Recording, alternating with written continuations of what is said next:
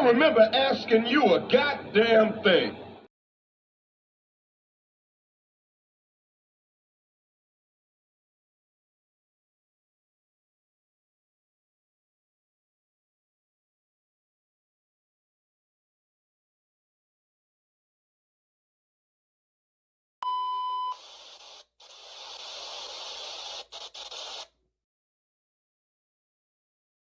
So you know somebody doesn't respect you. They listen to reply, not to be understood. They cut you off. They minimize what actually matters to you. They laugh at your boundaries, and then they call you sensitive when you try to hold the line. They show up late, they cancel last minute, forget the things you've told them, because in their world, your time, your energy, even your voice aren't a priority. They're just an option. You see, there are two kinds of people. Those who adjust when they realize they've actually hurt you, and those who expect you to adjust so they don't have to change. You don't need to be disrespected loudly to be disrespected deeply. Sometimes you'll see it. It's just in their tone, in their patterns, in the silence after you're known. Respect isn't what they say when they're watching. It's how they act when they think you'll tolerate it.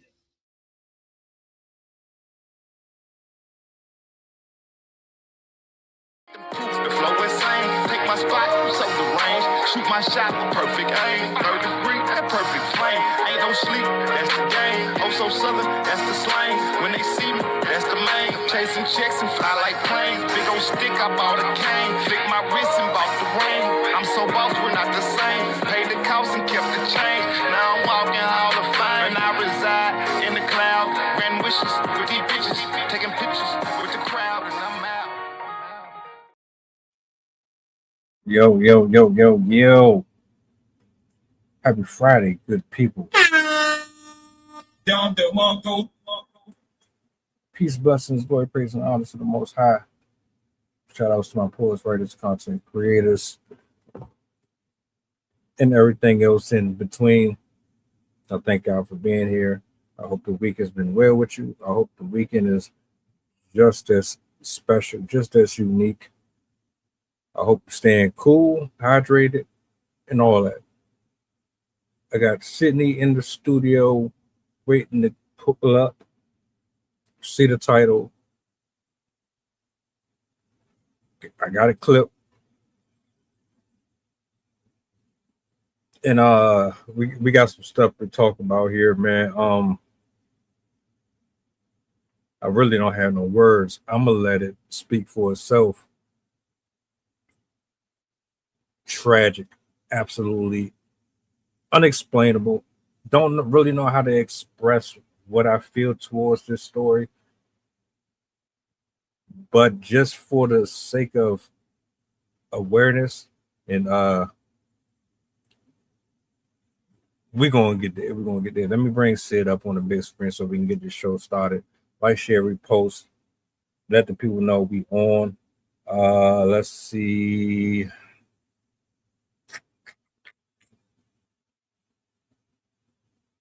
Yo. Hello. How are you doing?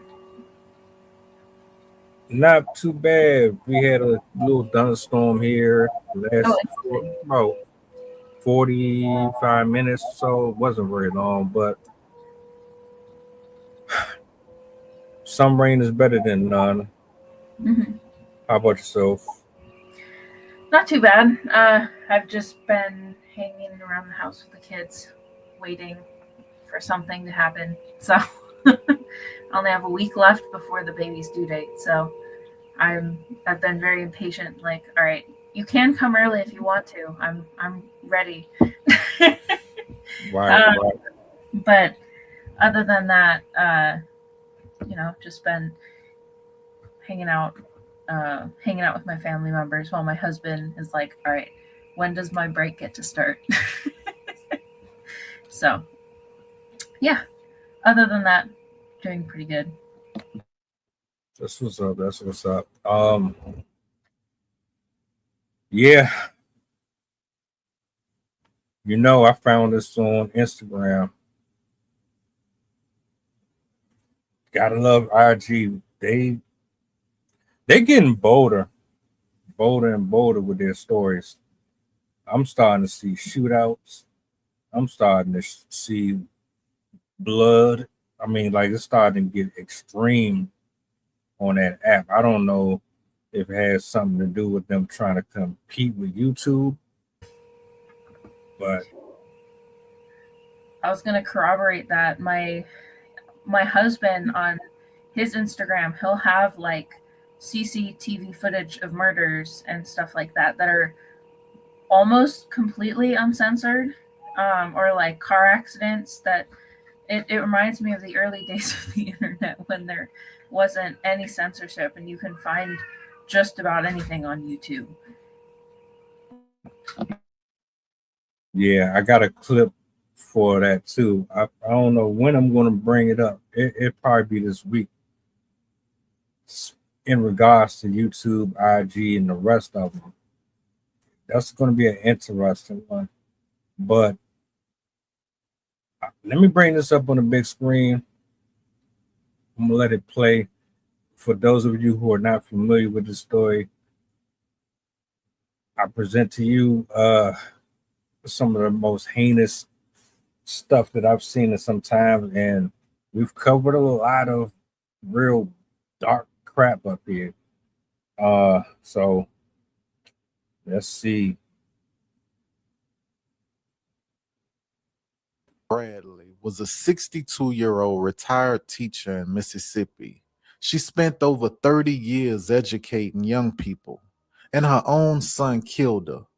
The person she gave life to chopped her body up and tried to flush her down the toilet. A deputy said, when we showed up for a welfare check, we found him standing in the bathroom, flushing small pieces of his mother down the toilet. While outside searching the property with family members, we heard someone scream, "It's a head! It's a head!" He had taken his mother's head into the woods, and he put some of her remains in a suitcase and flushed the rest. He really took his time. Somebody got to explain to me how you could do your mama like this, the one who gave birth to you, the one who raised you.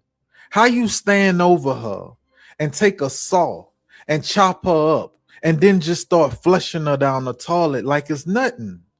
This is a different type of monster. Mental health has to play a part in this because I just don't see somebody in their right mind being able to do this. You don't just wake up one day and decide, hey, I'm going to cut my mom up into small pieces. You don't just casually flush the woman who brought you into this world down the toilet. Something has to be seriously broken inside of you. And even if mental health is a factor, it doesn't make what happened any less evil. The deputy said, "This is the most heinous crime I've ever witnessed in my entire life. This is the type of case that follows you home because it's so unnatural. Your brain can't even fully process it." The 29-year-old man has been charged with first-degree murder.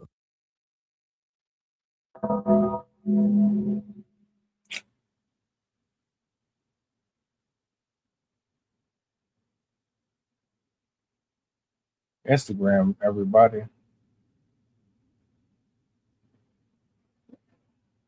Initial thoughts, anything you want to get over your chest right away?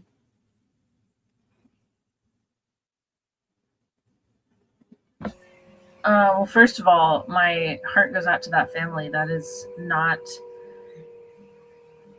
that is something that you would never forget. That would affect you for the rest of your life, and I would not wish that on anybody. That would be absolutely traumatizing, and I'm not even exaggerating using that word. Yeah. It's funny because the last week and a half I've been binging on I really like the criminal profile type shows where they talk about the psychology of people and why they do the things that they do, and then also like interrogation videos where you can um, see their body language and understand like what they're feeling, and one of the documentary or like video sets that I watched was on her, and what he did, and it's really rare that people display that level of callousness, but I will say it's sadly not super uncommon for sons to be the ones that kill their mothers. Like in matricide killings, where a child kills their mother, it's overwhelmingly, it's 82% male are the ones perpetrating those crimes. So there's definitely some psychology behind it. I don't know the psychology as well, but yeah, there's definitely something. I don't know what happened, but he also they really suspect that he has a mental disorder. But yeah, just that I don't even know how to explain it without emphasizing how just a normal person is not gonna be able to do something like that. Like that is just no. Yeah, I'm having a hard time putting it into words. It's just yeah, I like the amount of time that it would take to have to do what he did to her. It tells you that he wasn't feeling emotions when he was doing what he was doing. There's something wrong with him. I wasn't drinking tap water before. I won't be drinking tap water anymore now. Forgive me for my dark humor. I'm uncomfortable because I can't comprehend it. I know people who hate running over animals, but y'all out here wrapping your children up in plastic and putting them in acid and melting them down. You dismembering people. Y'all like the extremes. I mean, the act itself is violent enough, but what happened to you? What happened to you as a child that allowed you to graduate to this point, to the extent that you don't have no soul, you don't have no remorse, no compassion, no inner dialogue that says this is right and wrong.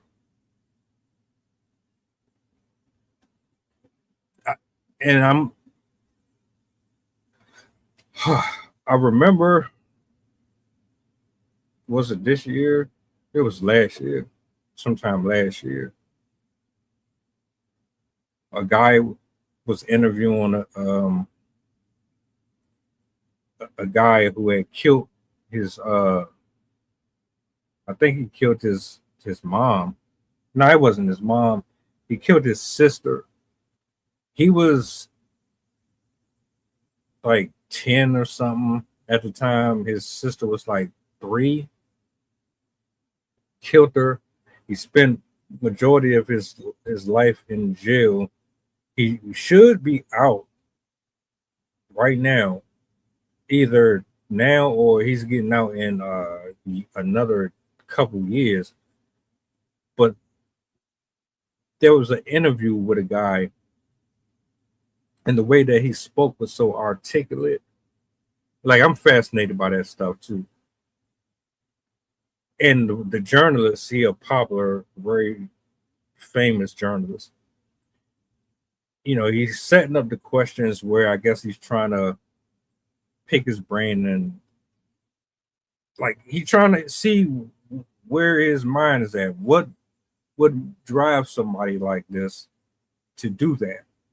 And of course, the guy is in his 20s now, very articulate. You can tell he reads a lot. He doesn't sound like a sociopath. He doesn't sound psychotic or nothing like that. He sounds like he gave me Hannibal Lecter, but he just had proper English. And I say all that to say, I be wondering what set people off like this. Like, it's one thing if you kill somebody on the street, a regular pedestrian, somebody you get into an altercation with, maybe you had a falling out with an ex-wife or something like that. But to do that to your own mom, that takes a different level of anger. So, yeah, I'm with you. I don't know how much of it is spiritual versus psychological, but I'm willing to bet that he had a lot going on in his life. And I'm not talking about no average, normal, oh, I'm trying to get to know you type of conversation, secrets. And nah, he had some stuff happen to him. I don't know. Now you said you've seen this before. What did it depict? How did that play out? What was the history with that? Was it like a regular show? Was it like a First 48 type of a thing? Like, they were showing the pictures, the evidence, stuff that they found in the house, any of the footage that they had, interviews with the family members, and like some of the information from the trials and stuff like that, or like the investigation. So yeah, the fact that they part of the reason they found out is because of the plumbing situation. I'm like, that would be for the family members that were still trying to find her. I can't even imagine. One of the other episodes that I watched, this one was like 2 days ago, 1 day ago.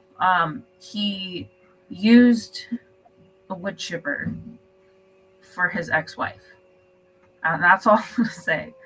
But when I hear choices like that, they were expecting that they could just erase the person. Like, I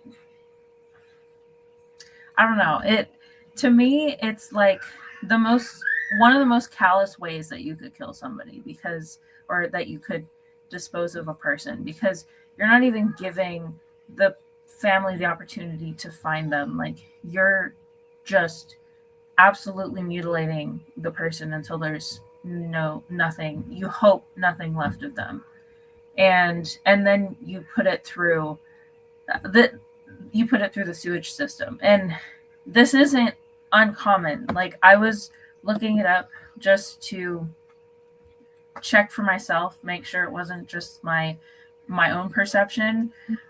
But there have been many cases of people being found because they were stuck in the sewage system because of how they were discarded. And I just, like, that's one of the most inhumane, cruel things that you can do to a person, because it's like the ultimate form of disrespect. Like, I've seen killers that were genuinely remorseful, not condoning murder at all. But I've seen killers like express remorse and not want to damage the body or whatever. Like, they want the body to be found. They want they just want the person to be able to, like, go to rest. Like there's a spectrum of killers, and to me, like to do that to a body as a way to get rid of somebody just shows you care nothing for them. So I would not doubt he has some sort of brain thing, because most normal human beings do not function that way. Like we are not wired to function that way because we're naturally social animals. Like it would not benefit us to kill off our family members because in like in a survival sense we need them. Like we need our troop, we need our group of people that are going to be there to support us and stuff like that. And so somebody that has the willingness to do that is either a extremely desperate or extremely out of touch with reality and their emotions and whatever. And I think he's definitely that's the case in his sense. I think with kids, when we see it, there's another case this made me think of a I think she was 14. She shot her mother, or it was either mother or stepmother, because she didn't want her to find out about her like 17-year-old boyfriend or something. That was desperation. And when people are desperate, they're going to pick methods that are like fast and immediate. What he did, that was a disconnection from any sort of like, he wasn't having emotions for her, or he was somehow ignoring them, blocking them off, didn't care. Because it takes a lot of effort. And if someone is deeply emotional, they're not going to be able to put in any effort. They just want it to be like over and done with. But this guy had like sustained dedication to this whole process. And yeah, I'm still trying to I still try and process it, because sometimes they do rattle me a bit if it's something that like connects to something I've experienced. And the fact that it was like a mother and a son, I've been watching like mother-son stuff, like psychology stuff. So yeah, that it's in my head, but I'm kind of rambling. My bad. Hey, nah, how do you really talk about somebody cutting up their mom or chopping people up? That's where we at right now in society today. Like everything that you scroll on, and I know you can curate your timeline to be whatever it is. I know that, but it don't negate the fact that this stuff happened. Somebody had said under one of my comments that all these people do, all they do is talk about celebrities and athletes, and they try to get clout off of them, and this, that, and the third. Well, sir or she or whoever you were, you don't know what I talk about clearly, because this has nothing to do with football, basketball, polyamory, or none of that. This is something that should touch and connect to everybody. Don't really matter where or what walk of life you come from. We wake up and go to bed to these people, some of them. These are your parents, your husbands, your wives, your cousins, your brothers, and they out here crashing out. They are like, there was a guy who killed his children, tried to escape. They got him. Like it's so many different things that point to the enemy has entered the camp, and nobody is protecting the people. Think about it. somebody in your household might be in danger. You don't know it. You might be. You might think that you laying next to the most innocent person in the world. They probably got all type of rage and anger and hatred towards you. What type of animosity could he have possibly had against his mom? And did she know? Was she aware that this was happening? Did she sense it? Or was she caught off guard?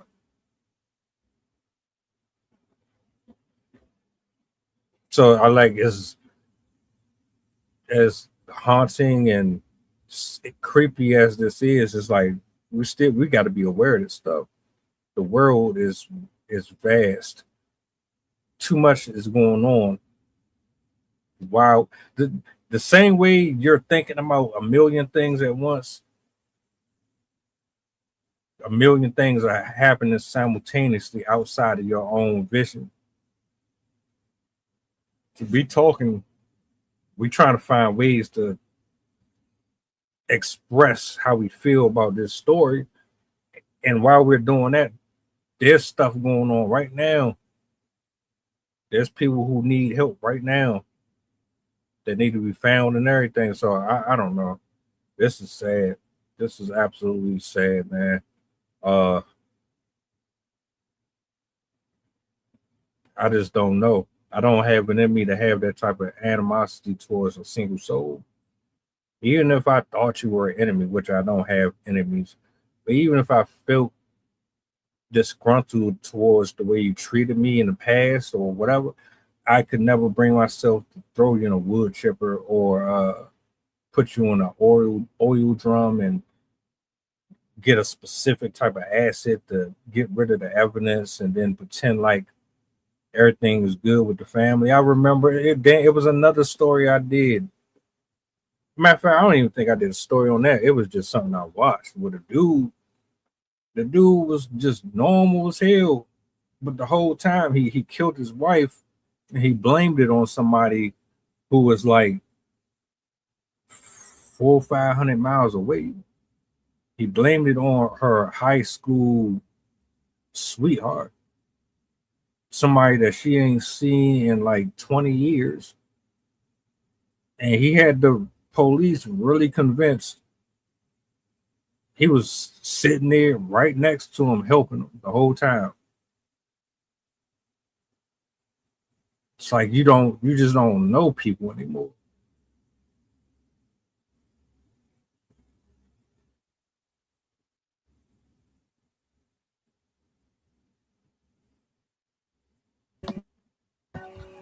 I was reading this article just to see if other people have talked about the rise of violence on Instagram. And no, apparently it's they wrote an article on this, or at least this particular article from CBS was October of 2025. And it was talking about how college students were finding more and more violence show up on their Instagram feeds and being suggested content. Like a lot of them say fights and stuff like that would end up turning into other forms of violent content. And even younger kids, like they quoted fourth graders, were seeing the same form of content on show up on their pages unprovoked. And I also myself remember some of the places where violent videos and stuff were coming from were found on Facebook or YouTube originally. And as I remember, probably through the late 2010s, mid 2010s, that's when they really started to like crack down on all those other video sharing sites. I remember my classmates in high school used to pass around videos from like, I won't say the names of them, but there was a couple different websites where like you knew where to find those types of videos, but they were like specific websites specifically for those types of videos, and you wouldn't find it in the like main feed of things. But now it seems like it's flipped, where on the internet itself, you're not going to find much of that. It's all going to have been censored and sanitized. But if you go on social media, there's a lot of ways that you can see stuff like that. And I know one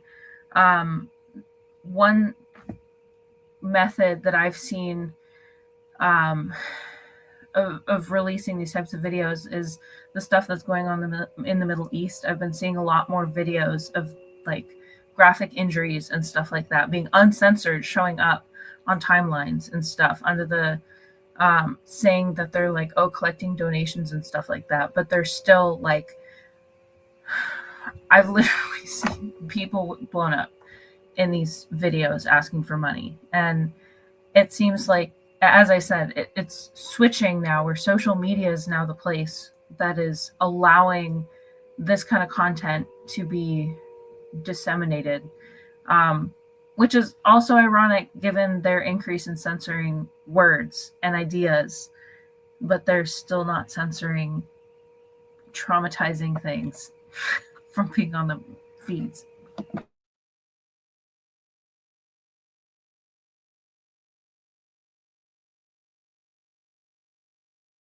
You're on mute. Question.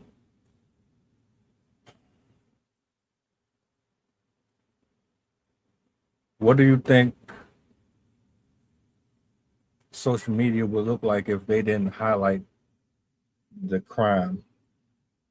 If they didn't showcase the homicides and the racism and all the negative stuff that's going on out here? I think it would depend on if they allow manipulation of the algorithm, or like if they allow manipulation of the feed to cater to what you like, or if they're completely like, it's just based on what you like. Because if they have any filter controlling what you can and can't see, then there's always going to be an avenue for them to pipeline certain things to you. But if they have nothing, like I think Threads used to be like that. I don't know for sure, but I know there's one social media platform that at least originally did not allow. It was based on whatever you looked up, that's what would show up. But most places now are not that way. They are based on what they want you to see and advertisements targeted at the things that you're interested in. So it's, yeah, I think that the internet, whether or not they allow that kind of content, would still heavily depend on how much they doctor the results that you see.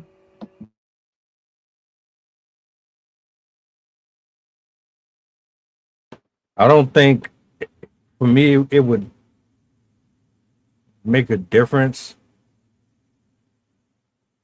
It does have an effect on our attention span. It does dramatically affect the way that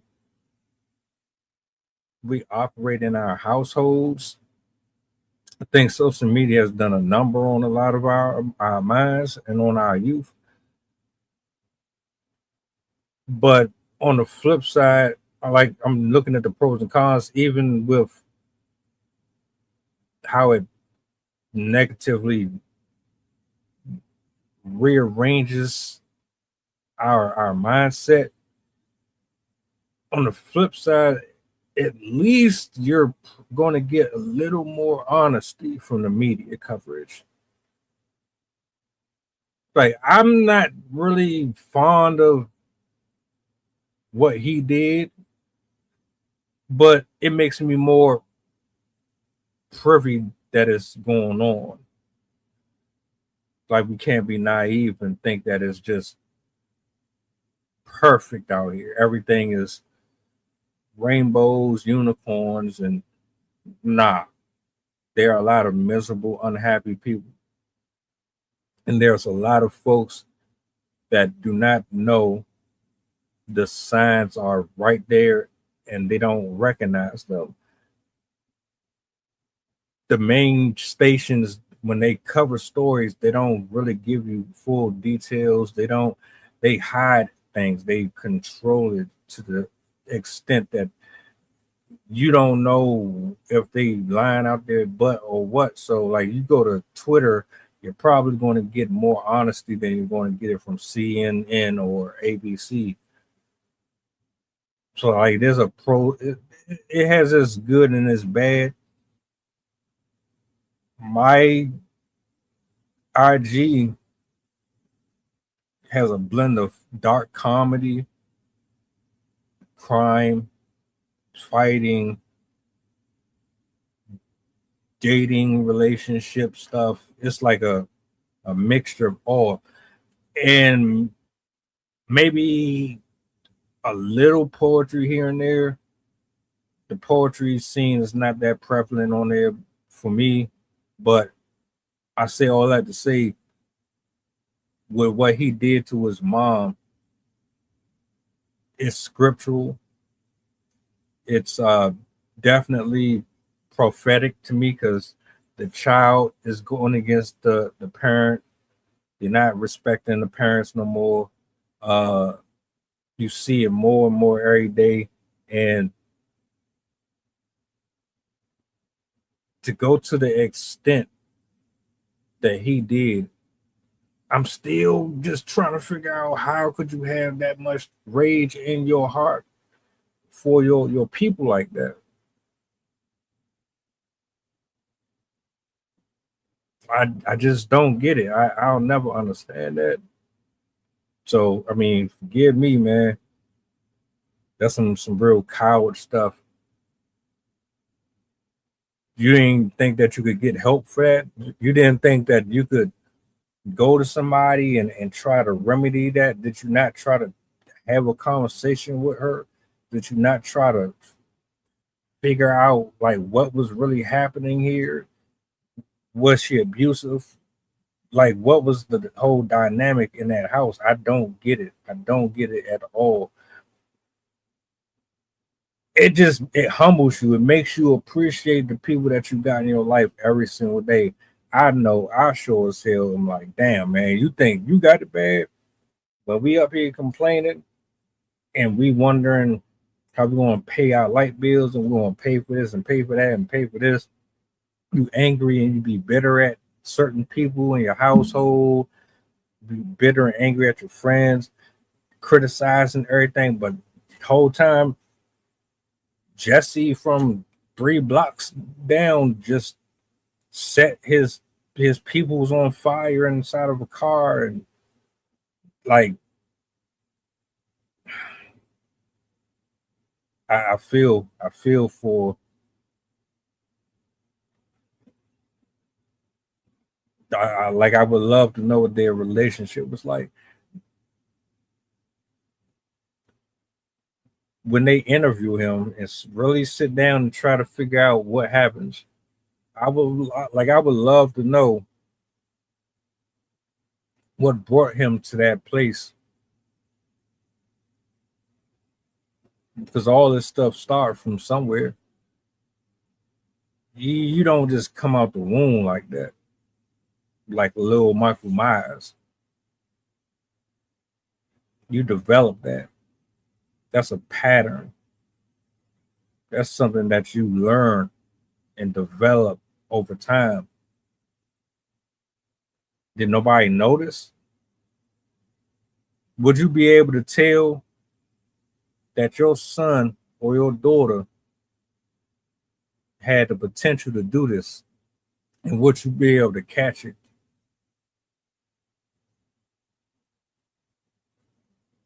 Food for thought, something to consider.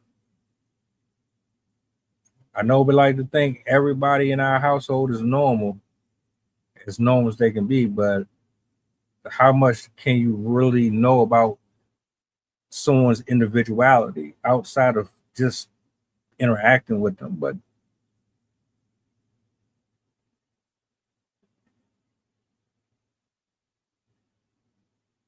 real question. It's like rhetorical. Uh, go to bed tonight. Have a conversation with your step kids and whoever, and really try to figure out, are they okay? Are they straight mentally? Did they have a broken heart? Are they still trying to heal from wounds that they never addressed? Like, stop being lazy, be proactive, and really try to figure out if your people's all right. Even check on yourself.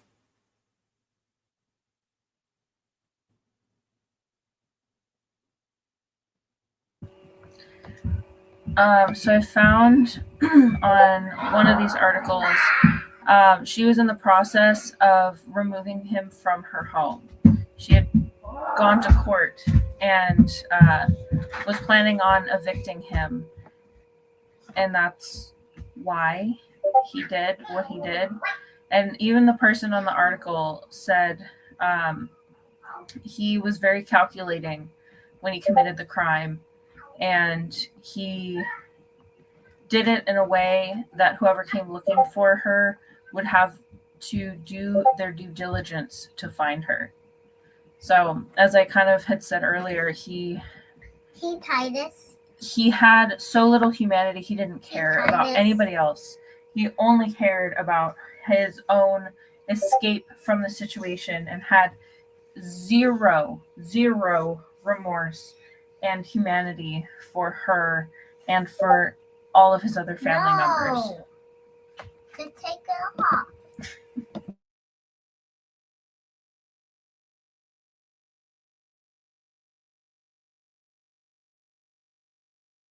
Mute. All this because you was about to get kicked out. He was, yeah. So what? You didn't have a job. You wasn't chipping in. Well, was you pretending to be an adult? You was having people over her house. You was disrespecting the rules of the house. You didn't like the way she was talking to you. You didn't like the fact that you couldn't kind of do what you wanted because you felt less than. Like, I don't know, man. That ain't even there's really no excuse for that, but that's even worse. That's like, come on, man. That means that you already had prior history. Like, I'm getting the impression that you already have some issues with authority. Maybe, and I could be wrong because I didn't dig into his background and none of that, but I'm assuming maybe that he'd been in jail before. He got out, he needed a place to stay, or maybe he was just a bum. Maybe he didn't work. Maybe he did work. Maybe he wasn't paying rent. I don't know. Obviously, she felt some type of way about his presence, enough so that she wanted him out. But that don't give you the that don't give you the right to dictate whether or not she lives or dies.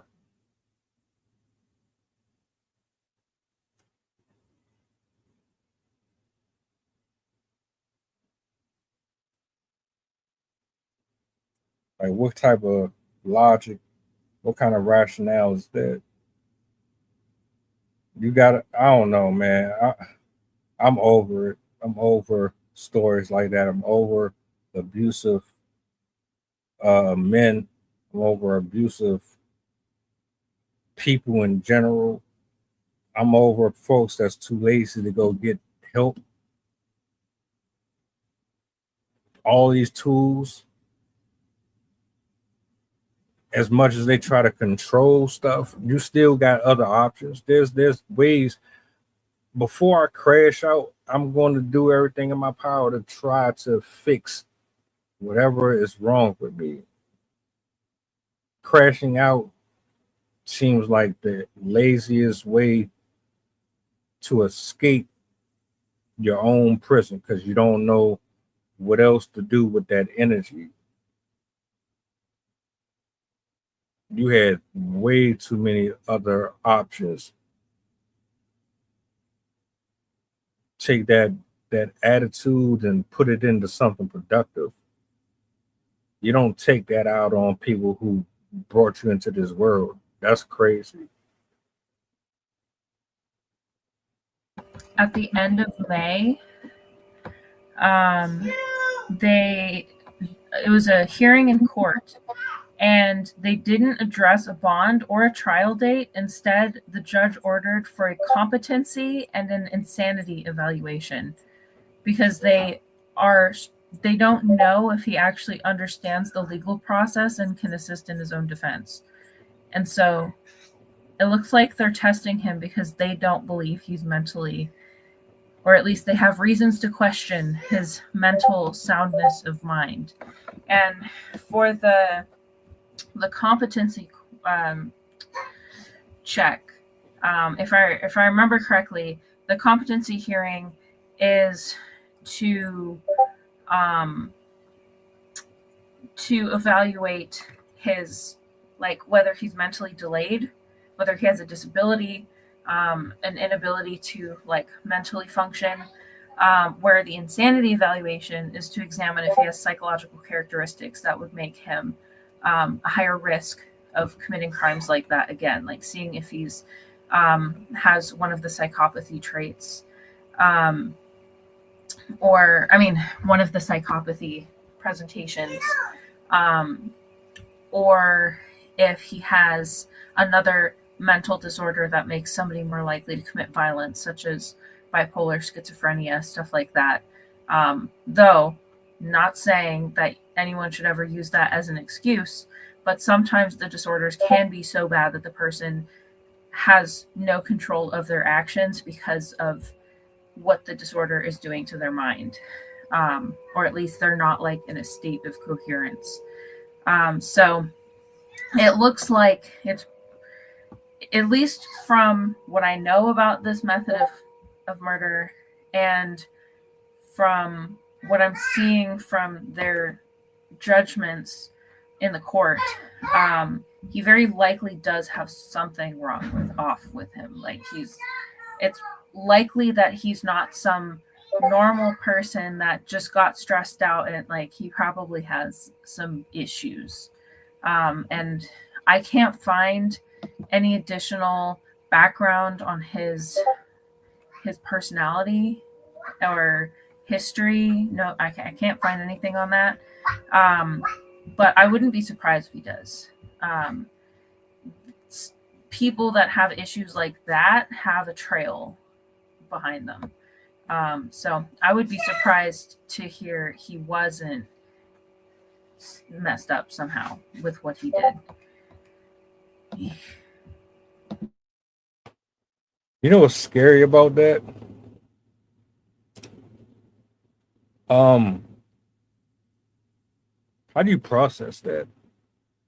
Like, there are literally folks that they get diagnosed and they get ignored, or they don't get diagnosed at all and they still try to be normal in the community. You know, last month was Men's Mental Month, or even though to me, you should be checking in on your mental health every day for the rest of your life. Like, there shouldn't be a expiration date on that. But we alluded to this a little bit with that train incident with the guy killing that woman on the train, and how they kind of let him walk prior to that incident. It is like, all right, how many people are out here that should be under constant surveillance? I don't like the word surveillance, but how many people are out here on medications that are probably not getting them because they can't afford them, or they're out here walking around us with these issues? The government doesn't want to foot the bill and house these people properly, and you just release them back into the population. Because one of the things that you had pointed out back then was, and I'm paraphrasing, what if they would have taken better care of that man? Would he have killed that woman on that train? And how much better would he be right now if he had proper care?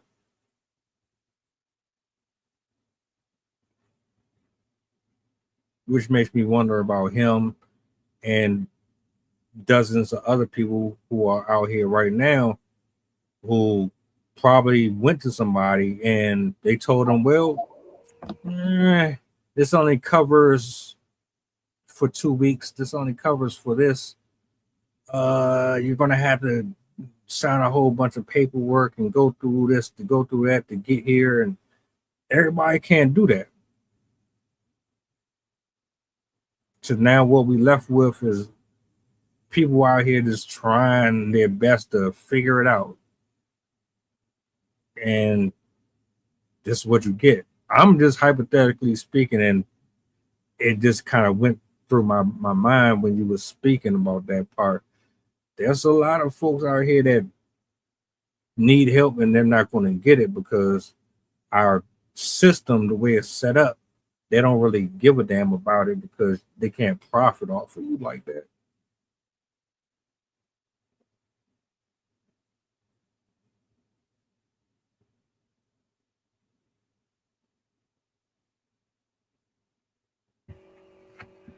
I had a line of thinking and then I forgot because I was listening to what you're saying.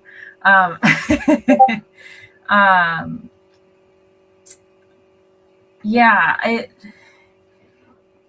in society, it historically shows that when people are able to access better health care and have better support in their communities, with all forms of mental health, whether that's access to medications, access to speech or like human to human services, contact, having access to facilities that can support care for people that are a little bit beyond help at the moment, and they need to be separated from society. Give me 1 second.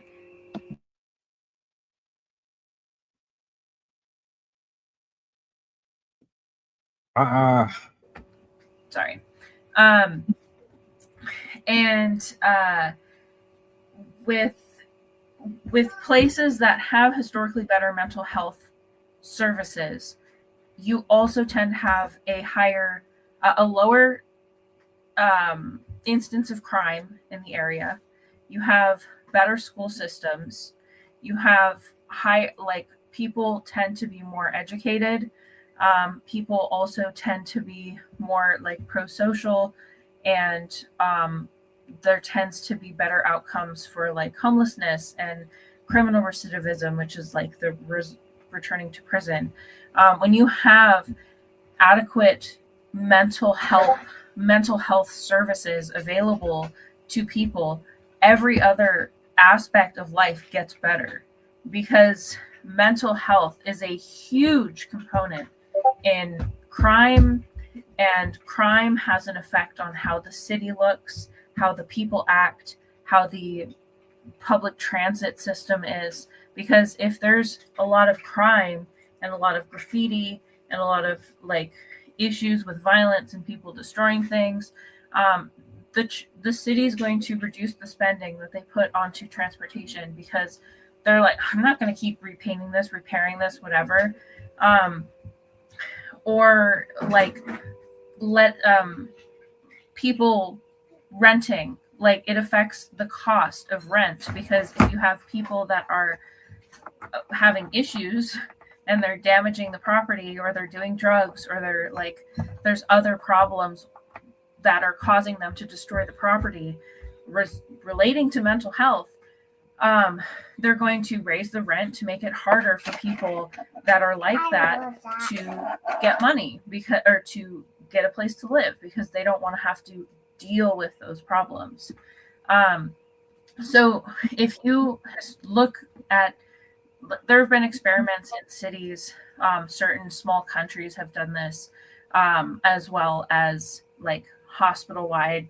Like there have been experiments with it, obviously nothing widespread, but overwhelmingly, when you take care of mental health and thus physical health, every aspect of life gets better. And it's one of the most neglected things. Like, people do not like spending money on quote unquote useless people. And if you have a mental disorder, especially if it's to a point where it makes you not able to function as well, where you take more money than you give into the system, they're not going to want to help you because you don't make them money. You make them spend money.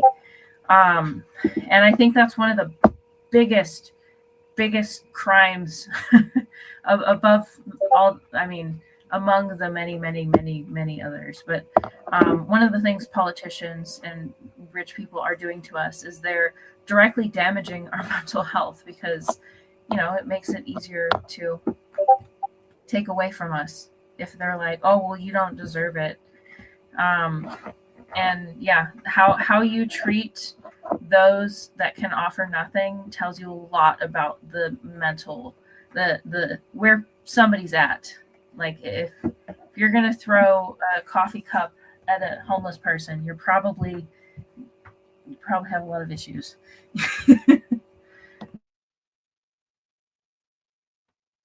Well, you brought that up about him taking that test.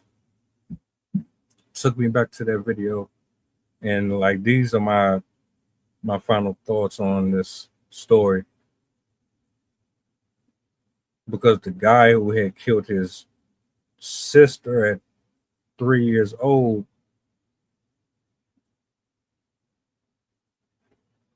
for them that interviewed him, it was like a game of cat and mouse. They wanted to prove the same thing. They wanted to know if he was really cuckoo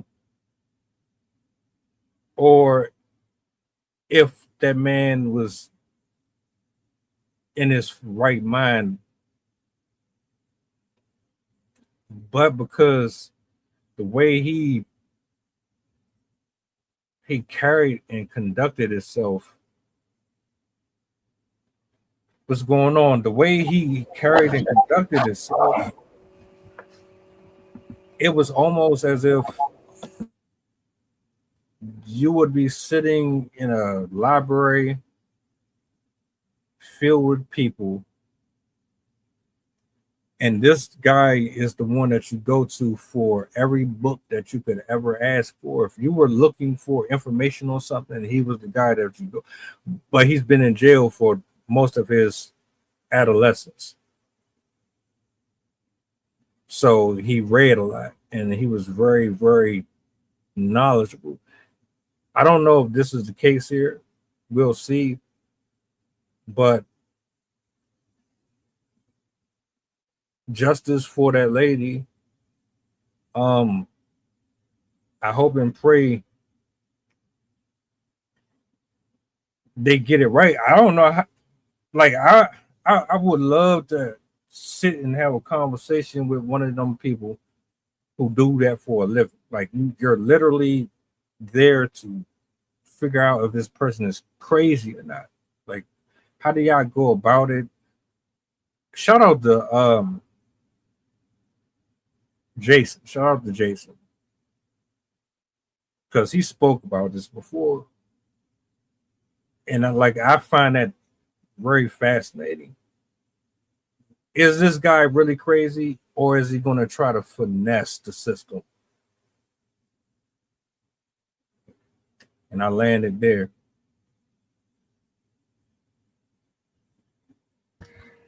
Just judging by his mugshot eyes, I'd say he has something off there. Bang, bang, Yeah. bang. had to end with something a little bit more lighthearted, despite the situation. Yeah. I feel so bad for that family because it makes me think of another one that I saw, I think it was yesterday, where the cops came by to the house to do a search for this missing woman, and they went around the whole house. I think it was like her ex-boyfriend's house or something like that. And they like did a search, but they didn't find anything. And then later that day, the family showed up at the house because I forgot exactly what triggered them to go there, but they were looking for her, and they literally found he'd made soup, and the ingredients were all around the kitchen, and it had been there when the cops first went by. And so they basically missed all of the signs of what had happened, and the family members were the ones that had to call into the paramedic or to 911 to say what they had found. And I'm like, the level of incompetence. But yeah, for a family member to have to experience that, that's going to take some therapy. That is going to take some work. And yeah, my heart goes out to them. Losing a matriarch in a family like that, I feel so bad. I thank you for pulling up this evening. I'll never be able to wrap my head around stuff like this ever. And I pray that I never see it with my own, like I could never just, nah. I'll probably be scarred for life if I ever walked in on something like that.